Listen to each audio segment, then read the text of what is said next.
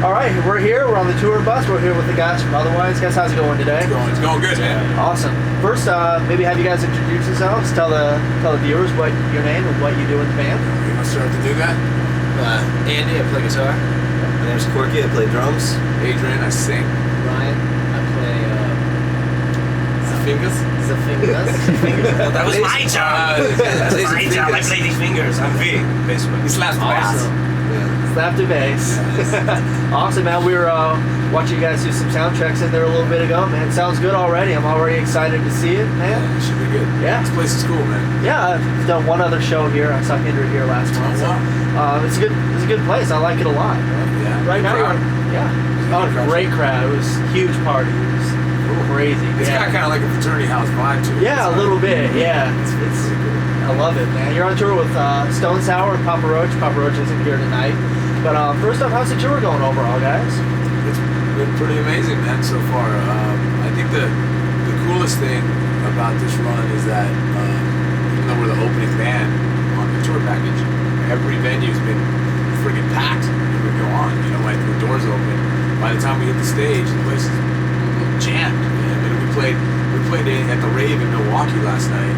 That's a massive venue, and we were on stage, and it was insane. At 7 o'clock At sharp. 7 o'clock sharp, man. The place was like jam packed. You know, people were coming in as we were finishing our line check, and then we dipped out. You know, went and changed into our stage gear and came back.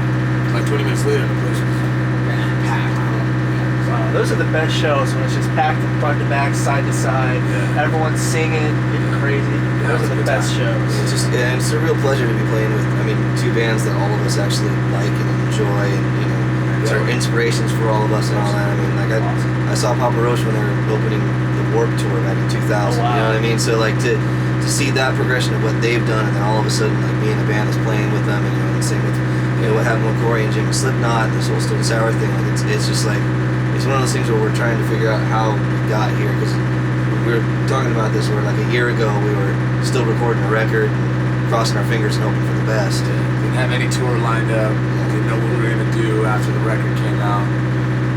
Once we didn't know what we were gonna do once we got done recording it, and now we're here with two of the biggest bands in modern rock. Awesome.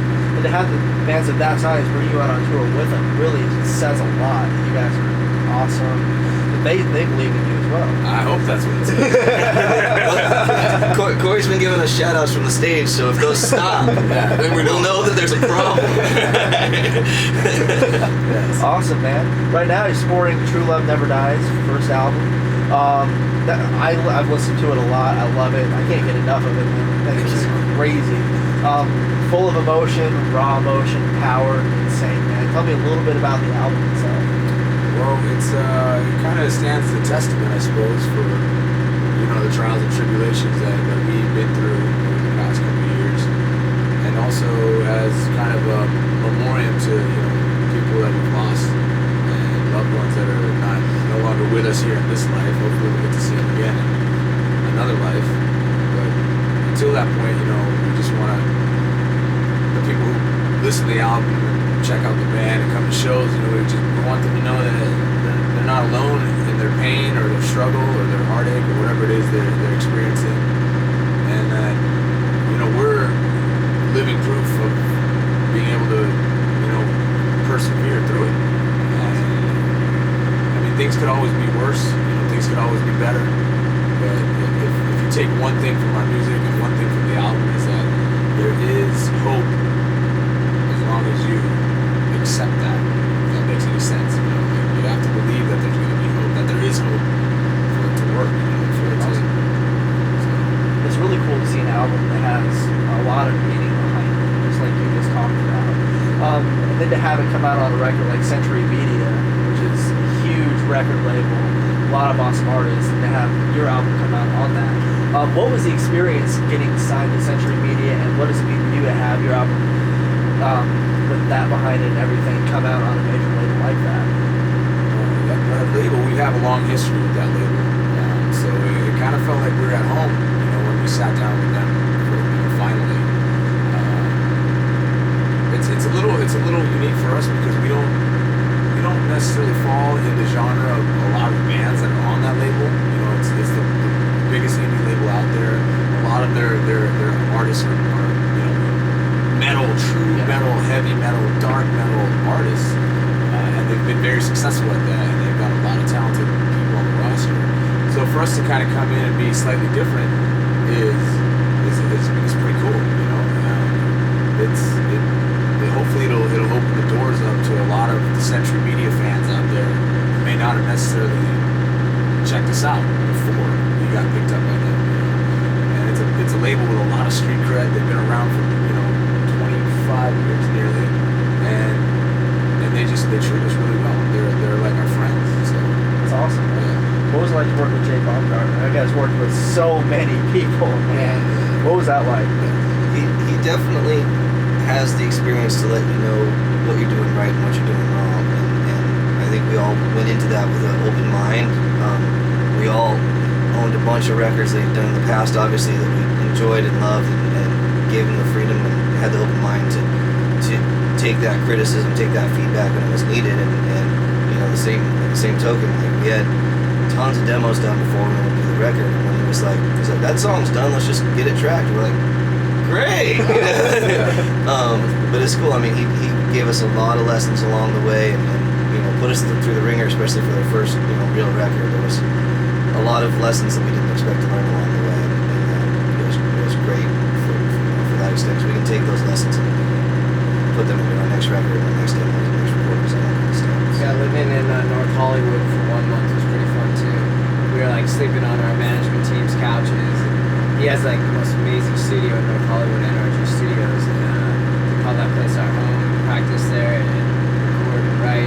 While Linkin Park was recording their album in the next studio, it was like very inspirational to us. And that was like all in all probably. I'd like to go back to NRG and record. It was rad too. 'Cause it was like we're like, hey, we're recording one of the baddest studios around, and we're gonna go sleep on the floor at the end of the night, and then we'll get up in the morning and go back. We were asking, can we sleep in the studio? POD was mixing their album, Linkin Park was recording theirs. It was awesome. Yeah, it was pretty gnarly to take. We'd take a small break, step outside. Chester from Linkin Park would be out there smoking a cigarette, we'd chat with him for a minute, or Marco would be sitting in the lounge from POD, and it was pretty rad. Wow.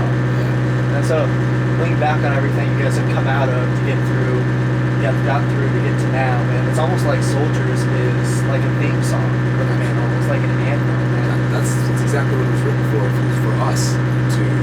We were gonna quit. We were seriously thinking that there's nothing else we can do. What else is there for us to do in Vegas to prove that we have what it takes to make it on the national level? And that song eventually became the one that broke us out on the national scene. So it's like poetic justice. That song is like the tip of the spear for us.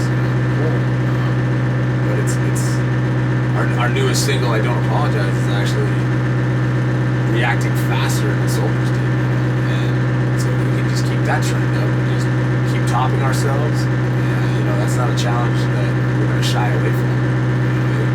It could be a tall order, but I think we're confident in the fact that we're going to be around for a while. We plan on being around for a while. So. It's really cool to see all that. We talked about you guys all almost done, you almost quit. And then, 48 Hours Festival, all of the stuff is going on now. It's almost like, wow, it's just like, thank God you didn't stop. Yeah.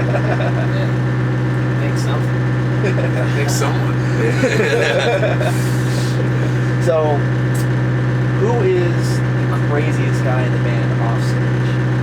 On stage? Off stage. Off stage. Oh, that would And maybe on stage. On stage, I'd definitely be he's got a very energetic young man. Off stage, I'd probably have to say it's probably a production manager, Mark. We just throw him under the bus like. The guy doesn't even drink or party. He's just like this crazy old bastard that we love.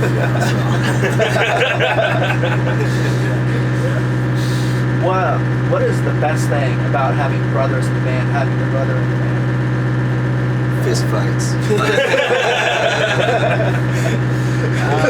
Yeah, maybe for these guys. Been entertainment for them. No, they're not like the Gallaghers yet. Yeah. Wait till we start making some money. Yeah.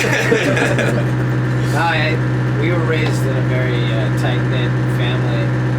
Our mom and dad raised us really well, so it really helps us bring that to our business and our art and our passion with these guys, because we're surrounded by another group of great people, so we kind of implement that brotherhood and family love and hate all in one time with each other, and you know, it all comes across on stage and in our performances.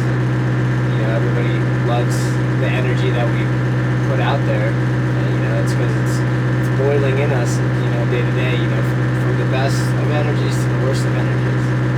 So I wouldn't want to do it with anybody else besides my brother. And it's cool because the rest of the guys, you know, they also have they're very tight with their families too. So it just really works really well.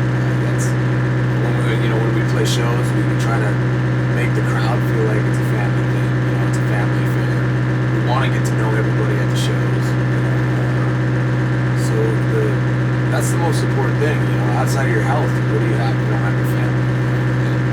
And very lucky, very fortunate. We got some family in Chicago coming to the show tomorrow. You know, they B's Uncle George and Aunt Cindy take damn good care of us out in the Windy City. Andy's parents, we just recently got to meet them, and they totally support. They come and move gear when we get off tour. And Corky's home family at home for his mom and dad, his wife and his kids. They're just like, it's just beautiful. For our parents to be proud of the fact that we're together as brothers, that makes us that's probably the happiest for us. That makes us the happiest, is making our parents proud. If it wasn't for them, we wouldn't be here. Family-wise, is kicking some ass right now. Yeah. That's awesome. What is in your minds the best thing? Pizza. Always pizza.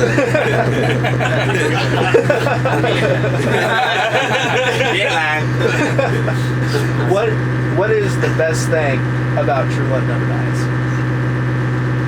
The best thing about it, I would say, is its title. The title of the album itself. Because, who doesn't want to believe in true love, you know? Whether it's for your significant other, or it's for your child, or your parent, or your pet, or your best friend. It's something that I think if the entire world believed in it, we might be better off. We'd like to believe we'd be better off. It comes from a tattoo that our cousin Ivan Patrick had on his neck. That guy never gave up on that. Growing up in Vegas, it's not exactly the most conducive environment for finding true love. But he never gave up on that mantra. And we want our fans to never give up. We want our family and our friends to never give up on that, regardless of what your idea, your definition of true love may be. Those true love never dies. Those 4 words, man. I think that's the best part of the album. It says it right there on the cover. Yeah, I think people would live a lot better lives if they knew that the good and the positive that they could do if true love didn't ever die and it did live on and that energy did spread across the universe. Everybody in the world would probably live a lot better. We'd have a lot more fun and a lot less hate. And another great thing about the album is the fact that our cousin's voice is on the album, on Soldiers. That's like forever cemented in time now. So every time that song is played on our album, he gets to live through it, which is awesome. It's like awesome. It's awesome. Sweet. Guys, that's awesome. I really want to thank you for taking the time to talk to me. It's been amazing. Thank you guys, man. It's a front row report, man. You guys Yes, sir. Thank you.